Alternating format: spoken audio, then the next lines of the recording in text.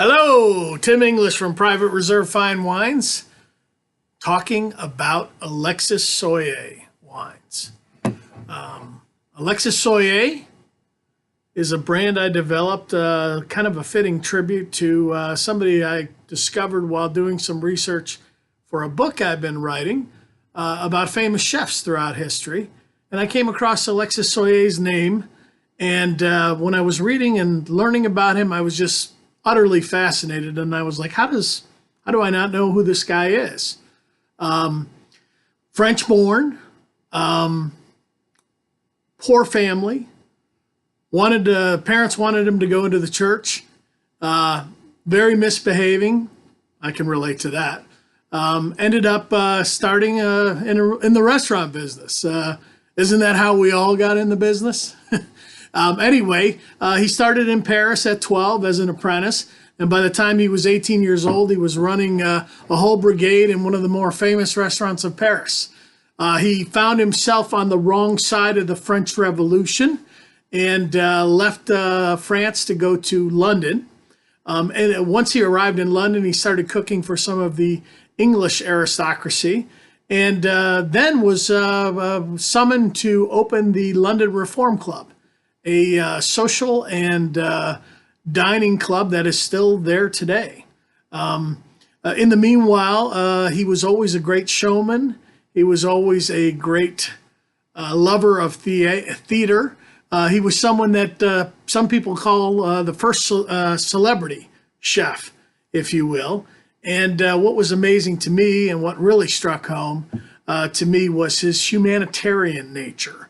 When reading about the plight of the Irish during the Great Famine, he requested a leave of absence to go to Dublin and to create a soup kitchen, which he did. And he created a soup kitchen that was serving thousands and thousands of meals a day. And they were duplicated, and he helped feed a lot of the Irish people of the time. And of course, with my Irish heritage, that struck deep.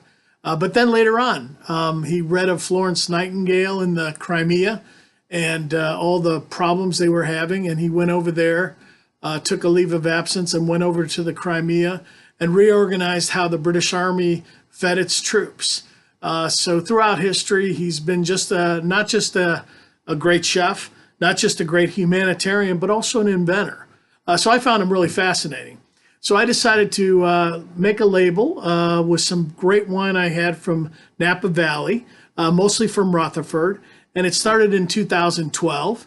It's a Napa Valley Cabernet Sauvignon, and it's Rutherford and Oakville fruit. It's mostly Cabernet Sauvignon. It's rich, it's concentrated, but again, it's really balanced. Those of you who know my style for wine, I always like balance. I always like depth and complexity rather than sheer brute force. I mean, obviously Cabernet Sauvignon, it's going to be rich, it's going to be full-bodied, but it's not going to be a club like some of those. It's not going to be 15% alcohol. It's not going to be a huge amount of new oak. It's a wine that I truly believe if Alexis Soyer was alive today, he would enjoy it himself. Now, I'm also doing a great little blend under the same label, Alexis Soyer, and it's called Black Gold. It takes its name because when we were looking at tank samples, the base for the wine is Petite Sirah, which those of you who have made Petite Sirah, you know how dark it is, especially right after ML. And my wife said, wow, it's black, because it really literally is at that stage of the game. And I said Black Gold. And, instead of naming it just Red Blend, we decided to call it Black Gold. So it's a little fun between us. But it's 80% Petite Sirah. It's got 12% Zinfandel, and it's got 8% Syrah. And the Syrah and the Petite Sirah, the Petite Sirah is from Contra Costa County. The Zinfandel and the Syrah are from Paso Robles.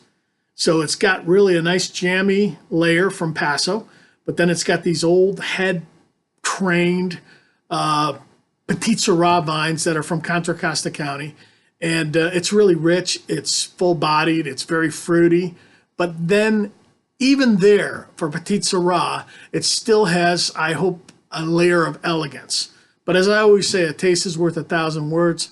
Please try a bottle and let me know what you think. Thank you. Bon appetit.